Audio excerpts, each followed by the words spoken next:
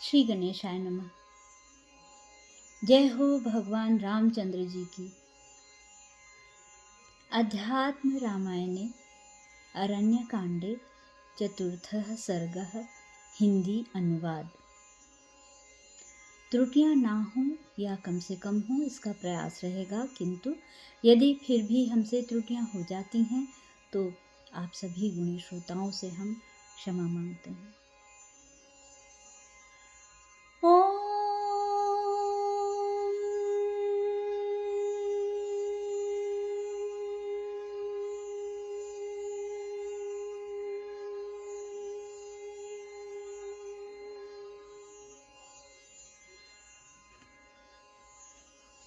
चतुर्थ सर्ग।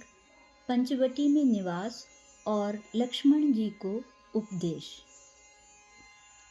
श्री महादेव जी बोले, हे पार्वती, मार्ग में जाते हुए श्री रामचंद्र जी ने पर्वत शिखर के समान बैठे हुए वृद्ध जटायु को देखा। उसे देखकर उनको बड़ा आश्चर्य हुआ कि यह क्या है। तब वे लक्ष्मण जी से बोले, सौमित्रे, मेरा धनुष लाओ। देखो, सामने यह राक्षस बैठा है। मैं ऋषियों को भक्षण करने वाले इस दुष्ट को अभी मार डालता हूँ। राम का यह वचन सुन गृध्रराज ने भय से व्यथित होकर कहा, राम, मैं तुम्हारे द्वारा मारे जाने योग्य नहीं हूँ। मैं तुम्हारे पिता का प्रिय सखा जटायु नामक गृध्र हूँ। तुम्हारा कल्याण हो। मैं तो तुम्हारा हितकारी हूँ। तुम्हारी ही हित कामना से मैं पंचवटी में रहूंगा। किसी समय जब लक्ष्मण जी भी मृगया के लिए वन में चले जाएंगे तो मैं जनक नंदिनी सीता जी की प्रयत्न पूर्वक रक्षा करूंगा। गृध्रराज के ये वचन सुनकर श्री रामचंद्र जी ने स्नेहपूर्वक कहा, हे गृध्र महाराज, ठीक है, इस पास के वन में ही रहते हुए आप समीपवर्ती होकर अवश्य हमारा प्रिय साधन करें। श्लोक 7।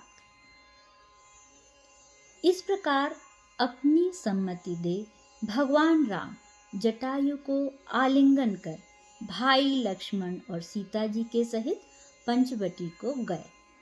गौतमी के तट पर पहुंचकर उन्होंने बुद्धिमान लक्ष्मण जी से पंचवटी में एक विशाल कुटी बनवाई।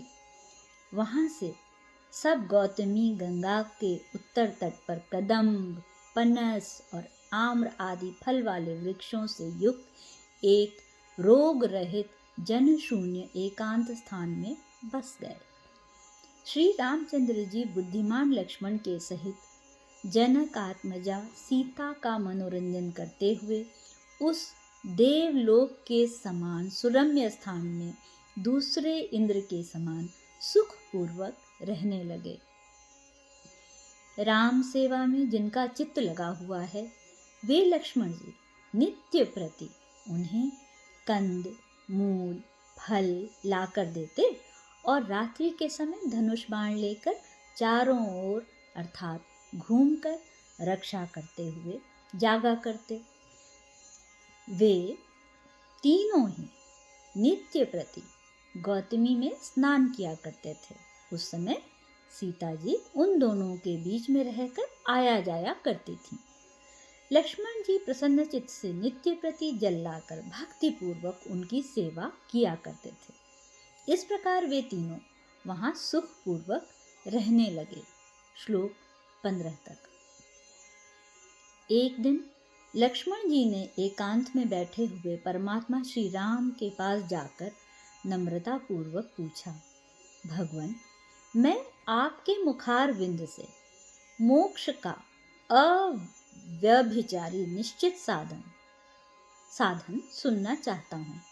अतः हे कमल नयन, आप उसका संक्षेप से वर्णन कीजिए।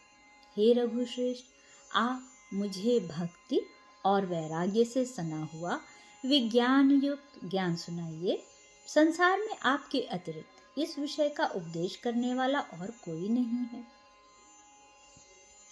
श्लोक 18।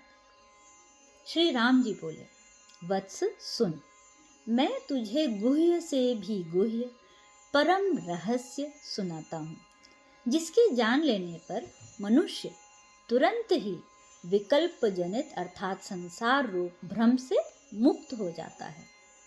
प्रथम मैं तुमसे माया का स्वरूप कहूँगा, तत्पश्चात ज्ञान का साधन बताऊंगा और फिर विज्ञान के सहित ज्ञान का वर्णन करूंगा। इनके अतिरिक्त ज्ञेय परमात्मा का भी स्वरूप बतलाऊंगा, जिसके जान लेने पर मनुष्य संसार भय से मुक्त हो जाता है। शरीर आदि अनात्म पदार्थों में जो आत्मबुद्धि होती है उसी को माया कहते हैं। उसी के द्वारा इस संसार की कल्पना हुई है। हे कुलनंदन, माया के पहले पहल दो रूप माने गए हैं, एक विक्षेप, दूसरा आवरण। इनमें से पहली विक्षेप शक्ति ही महत तत्व से लेकर ब्रह्मा तक समस्त संसार की स्थूल और सूक्ष्म भेद से कल्पना करती है, और दूसरी आवरण शक्ति संपूर्ण ज्ञान को आवरण करके स्थित रहती है। यह संपूर्ण विश्व रज्जु में सर्प भ्रम के समान शुद्ध परमात्मा में माया से कल्पित है।